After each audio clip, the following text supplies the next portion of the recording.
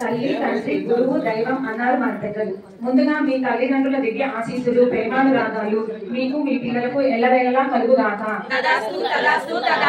శ్రీ గురు రాఘవేంద్ర స్వామి మరియు గురు పరంపర ఉన్న గురువులందరి ఆశీస్సులు మీకు మీ కుటుంబానికి ఎల్లవేళలా కలుగుగాక. షణ్ముఖ సోదరుడు అయిన ఆ వినాయకుడు మీరు తలపెట్టిన పనులకు విజయం కలిగించుగాక.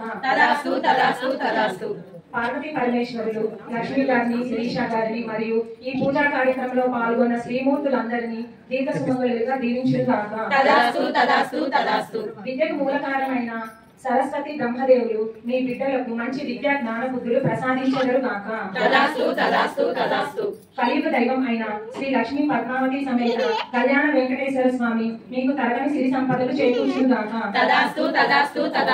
శ్రీ సీతా లక్ష్మణ హనుమత్ సమేత శ్రీ రామచంద్ర ప్రభువు మీకు అనురాగ దాంపత్యమును ప్రసాదించెదరు గాక.